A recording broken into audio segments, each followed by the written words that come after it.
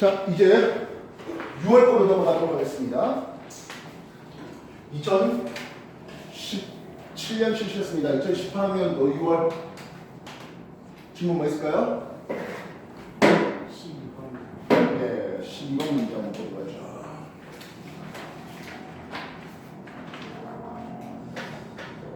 문제. 그림은 현재와 미래 어느 시점의 지구 공전궤도 좌전축 경사 방향을 나타냈지요 해봤습니다.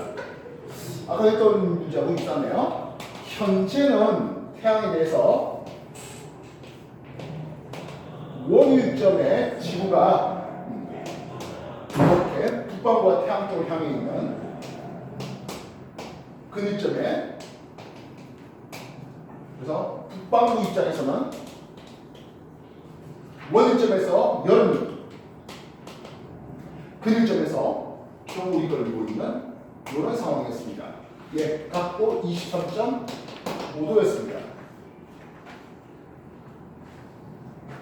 근데 먼 미래에 어떤 일이 벌어졌습니까 하면 태양에 대해서 1AUC, 딱 1AUC 완벽하게 원궤도로 돌게 해놨네요. 그리고 자전축 경사는 24.5도로 늘어났습니다. 그래서 먼 미래 나에서 어떤 일이 벌어질까요? 하고 있습니다. 기본적으로 우리나라의 연교차는 해봤네요. 아까도 말했지만 이심률이 작아지면서, 그죠? 이심률이 작아지면서 더 더워지면서 또한 경사각이 24.5도로 더 늘어났잖아요.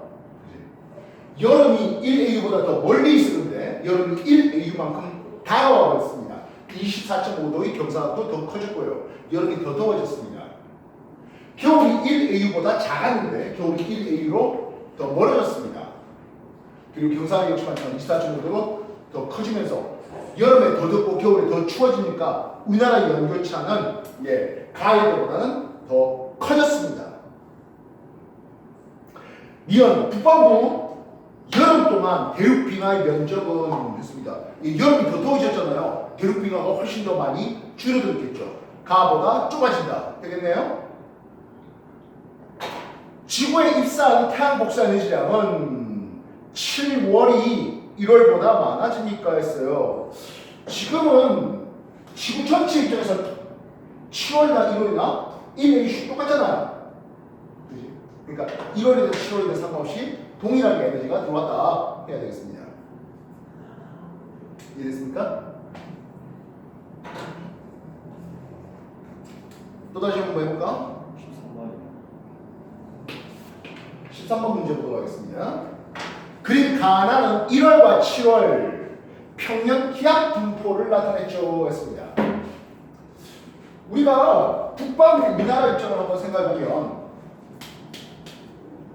여름은 어떤 상황입니까 하겠어요. 여름은 남쪽에 북태평양 고기압이 잡으면서 여름은 남고 북저의 기압 배치를 가지고 있습니다. 남동 계절풍도 불겠죠. 우리나라 쪽을 잠깐 보면 될 것 같네요. 반면 겨울에는 있습니다. 겨울엔 시베리아 고기압이 힘을 쓰면서 서부 동저의 기압 배치 그리고 북서 계절풍이 들어오는 이런 상황이 되고 있습니다. 우리나라는. 자, 그렇다면 13번에서 제시한 우리나라 위치 쪽을 봤을 때, 우리나라 쪽을 위치를 봤을 때 가의 상황이 이의 상황입니다. 가의 상황이 이 상황이죠. 우리나라 위치 보시면 시베리아 고기압에 빡 힘쓰고 있는 이런 배치가 나오고 있습니다. 뭐 자연스럽게 나의 상황이 우리나라 여름이 걸릴 때의 상황입니다. 이해됐습니까? 그렇게 잡아놓고 나니까 기억 가는 1월이었다. 가는 겨울 1월이었다. 괜찮죠? 두 번째, 고기압 A. 고기압 A는 위도 30도 근처에 있습니다. 마찬가지 고기압 C도 남반구 위도 30도 근처에 있네요. 지구와 자전하는 과정에서 저위도의 에너지가 올라가다가 위도 30도 근처에서 이렇게 내려오는 이 순환을 우리는 헤들리 순환이라고 부르습니다. 물론 극순환도 열에 의한 직접 순환이 있죠. 중간에 껴있는 페렐 순환도 이렇게 있네요.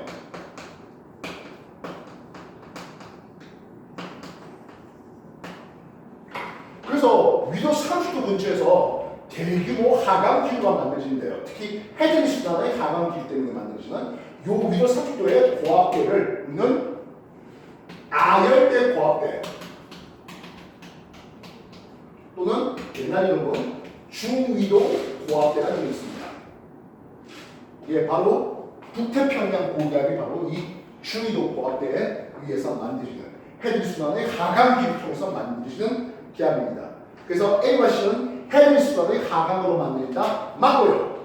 이런 중위도 고압대를 단면에서 잘라보면 지면에서 단면을 잘라보면 1000헥토파스칼, 900헥토파스칼, 800헥토파스칼, 700 이런 식으로 계속적으로 고기압이에요. 이쪽 여기보다 기압이 높잖아요. 여기 이쪽 기압이 높아요. 그래서 이런 아열대 고압대, 중위도 고압대에서 만들어진 이런 고기압을 우리는 키 큰 고기압 또는 온대, 온난 고기압이라는 이름을 씁니다. 이해됐습니까? 그렇다면 고기압 B 해놨습니다. 가에서 B가 어디 표시되어 있습니까? 예, 요 놈이 B로 표시되어 있습니다. 이 놈은 시베리아 고기압인데요. 시베리아 기간 내려오면서 옥사 냉각을 통해서 시베리아 고기압은 옥사 냉각을 통해서 만들어지는 고기압입니다. 그래서 얘는 지면 대비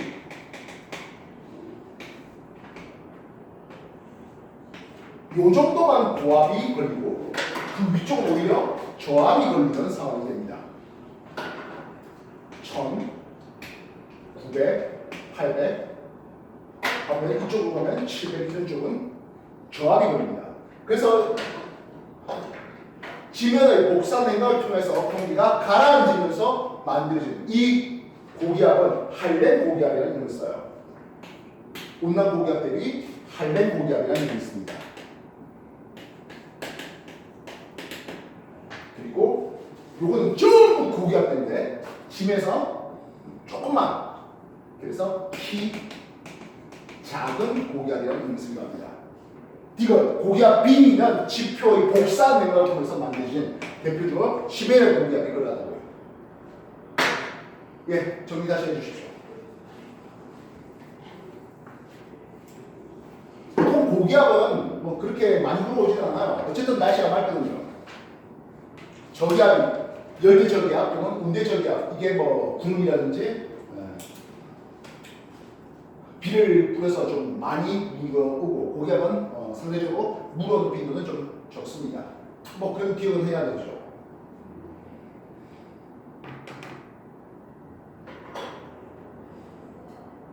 온난 고기압과 한랭 고기압의 설명이었습니다. 정리해 주십시오.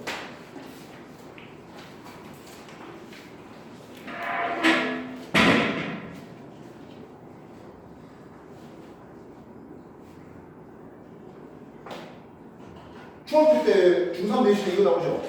중3 내신 이잖아요. 그걸 그대로 연장한 거예요.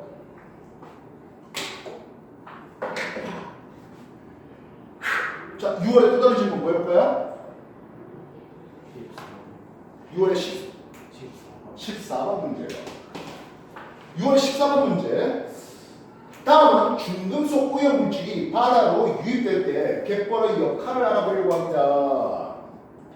같은 질량의 구리화답을 포함한 하천수가 유입되는 세 지점 A, B, C 동일한 조건으로 갯벌 시루를 채취했고요. 각 시루를 건조시킨 후 점토, 실트 그리고 모래의 함량을 그리고 각 입자 크기를 구해봤습니다 하네요.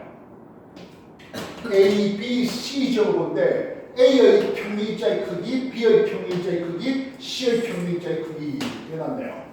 B 쪽은 평균 입자가 매우 작습니다, 그죠?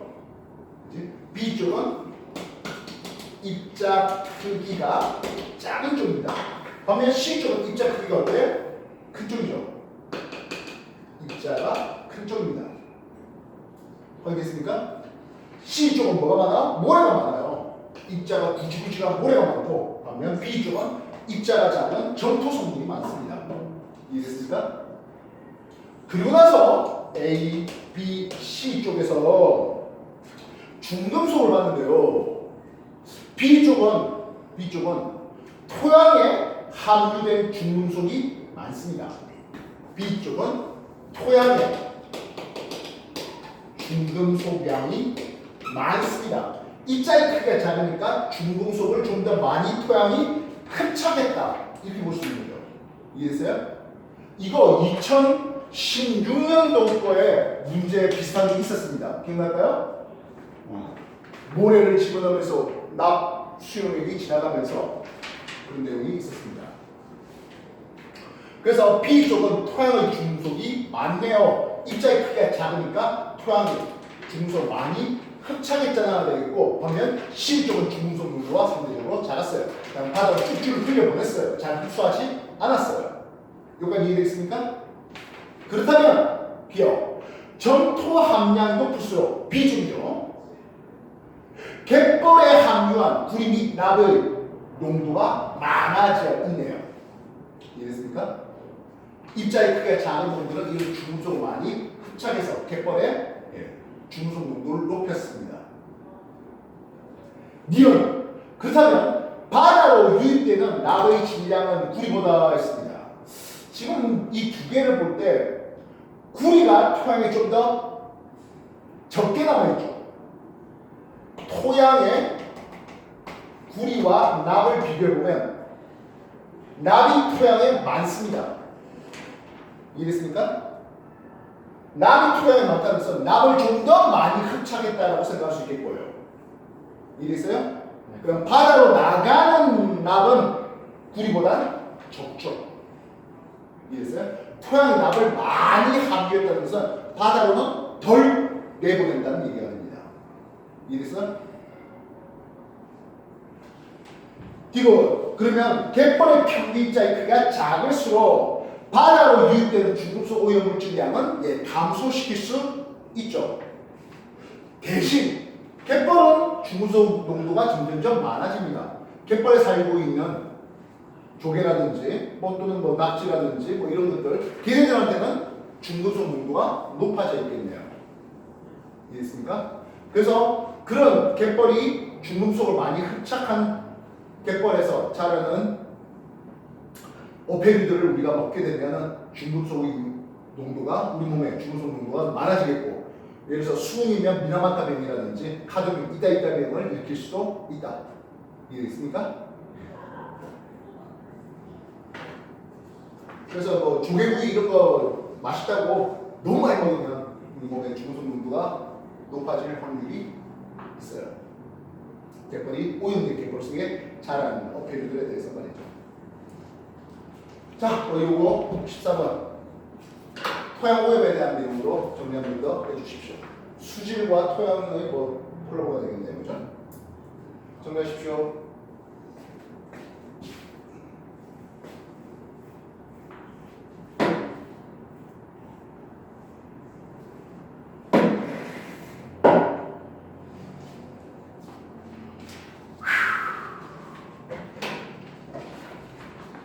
자, 6월에 또 다른 질문 해볼까요?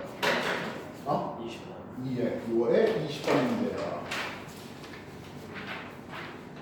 6월에 20번 태양계 행성 ABC의 특징을 나타냈잖아요 했습니다.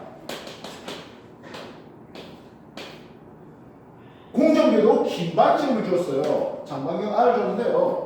B는 1.5AU랍니다. 지구 1AU 대비 1.5AU? 이건 화성이죠. 되겠습니까? 30AU를 줬어요. 30AU 정도면 얘는 해왕성 정도이겠네요. 이해됐습니까? 공전 주기를 주었습니다. 공전 주기 0.2년? 1년보다 작잖아요. 이제 1년보다 작은 A는 뇌행성입니다. 또한 회합 주기 S를 줬는데요. 115일 대략 한 넉 달 정도 걸립니다. 그래서 A는 수성입니다. 회합 주기가 1년 안 되는 건 수성이죠. 알겠습니까? 기억 보겠습니다. 태양과의 최대 이각이 가장 작은 것은 당연히 수성이죠. 수성은 최대 이각 28도밖에 안 됩니다. 반면 왼쪽은 얼마든지 축 위치에 있을 수 있고 180도까지 가죠. 이해됐습니까? 두 번째, 지구와 행성이 한 달 동안 공전하는 각도 차이가 가장 작은 것을 했습니다. 공전 각도 차이가 작다는 것은 회합 주기가 길다는 뜻으로 해석할 수 있죠. 이해했어요? 공전 각도 차이가 작으니까 오랜 시간이 지나야 다시 360도 차이를 가지게 됩니다. 회합 주기 S의 그림을 그릴 때 이런 그림이 그려지죠. 예, 화성의 회합 주기가 제일 깁니다. 해왕성은 거의 1년에 근접한 것을 볼 수 있죠. 물론 수성도 있겠습니다. 이해됐습니까? 전체 공전 궤도 면적 대비 행성과 태양이 있는 섬이 1년간 쓰고 하는 면적의 비율이 가장 작은 거. 이게 당연히 해왕성이죠. 해왕성 전체 해봐야, 그죠? 조금 이 정도 그렇겠죠. 이해됐습니까? 해왕성의 공전궤도 반점이 30A니까 공전 주기 T는 R 루트 R에 비례합니다. 30 루트 30입니다. 이해됐습니까? 되겠나? 루트 30이면 뭐 어쨌든 5는 넘잖아요. 5는 넘네요. 5, 3, 150년 이상 되니까 이 정도밖에 못 가겠죠. 이해됐어요? 네. 20번 해봤습니다. 또 다른 질문 해볼까요?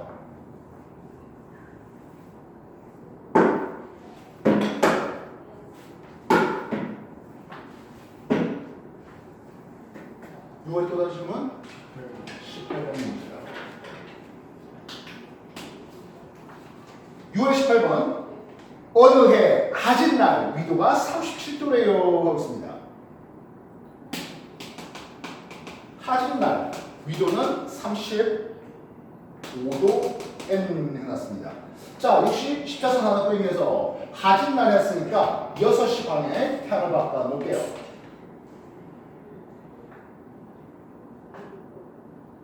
보름달이랍니다. 하진날 보름달이랍니다. 보름달이 어디 있어야 됩니까? 태양 완전 반대쪽에 있어야 되잖아요. 예, 여기가 보름달 되겠고요. 이 보름달은 18시가 되겠고 마이너스 23.5도 근처의 조기를 가지겠습니다. 그러니까 보름달은 마이너스이라고요. 방각 90, 270 올 때 보름달의 행동 패턴은 이런 패턴을 보이고 있겠습니다. 마이너스 쪽입니다요.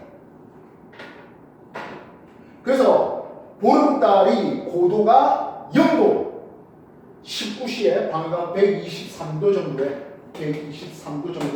고도 0도 하면서 보름달이 막 이제 떠오르는 것을 볼 수가 있습니다. 19시 정도에. 되겠습니까? 그럼 A는 어떻게 되어 있습니까? 근데 A는 21시 밤 9시 정도에 방해가 180도 근처에 있네요. 이해됐습니까? 그 정도쯤에 남중했다 하는 거죠. 밤 9시 정도에 남중했습니다.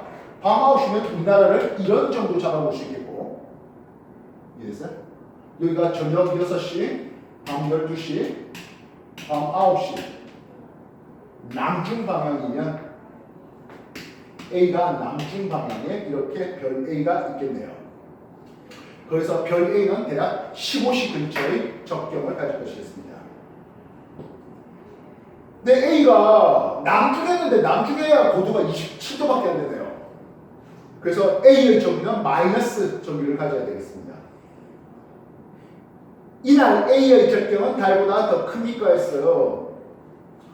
보름달이 밤 12시 정도에 남중할 텐데 그보다 더 일찍 남중했잖아요. 뭐 적경은 A가 더 작죠. 뭐 필요하다면 A는 대략 적경 15, 10방 정도. 그래서 이날 A의 적경은 달보다 작죠. 21시에는 182도였으니까 이미 남중했는데요. 20시면 당연히 남중고 27도보다는 작아져야 되겠죠. A는. 되겠습니까? 달의 남중고도는 6상망월 후 이제 6상망월 6달 정도 지나면 달은 이쪽에 와 있겠네요. 되겠습니까? 달은 플러스 쪽에 와 있겠네요. 예, 당연히 이달보다는 훨씬 크겠습니다. 4번 얘기가 맞죠? 달이 질 때 방해가 구원했습니다. 지금 달이 질 때 여기에 있었습니다. 근데 보름 정도 지나면 달은 이쪽에 와 있습니다. 플러스 쪽에 와 있습니다. 여기 질 겁니다. 이해됐어요? 플러스 쪽에 있으면 이렇게 지는 거잖아요. 그래서 보름 후가 질 때 방향이 더 크겠습니다. 됐나요? 현재 질 때 방향은 215 작았는데 보름 후에는 215보다 더 큰 플러스 쪽으로 가 있습니다. 매번 이 그림이죠? 이해하셨습니까? 되겠나요? 접해 주십시오.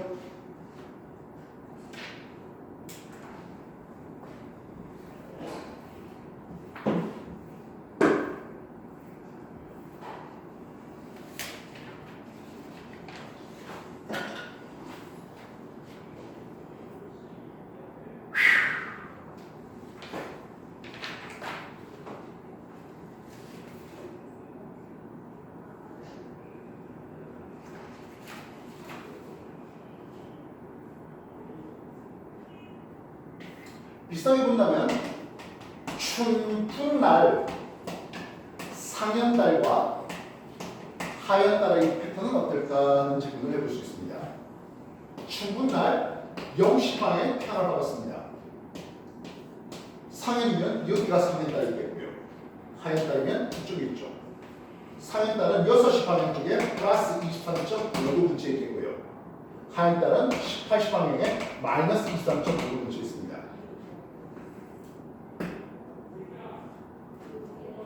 방위가 90에서 방위가 270으로 치는 이게 조기 델타가 0이었다는 거예요. 플러스 조기에 있는 상현달은 어떻습니까? 하네요. 상현달은 이런 관측을 볼 수 있습니다. 6시간보다 더 많이 관측될 수 있겠죠. 이해했어? 그럼 하현달은 어떻습니까? 하는데 하현달은 이런 그림이 나오겠네요. 6시간보다 적게 관측됩니다. 상현달이 남기고와 하현달보다 더 높죠. 이건 추분날에서 했는데 추분날 되면 또 바뀌겠죠. 그럼 이해됐어요? 매번 이 그림이에요.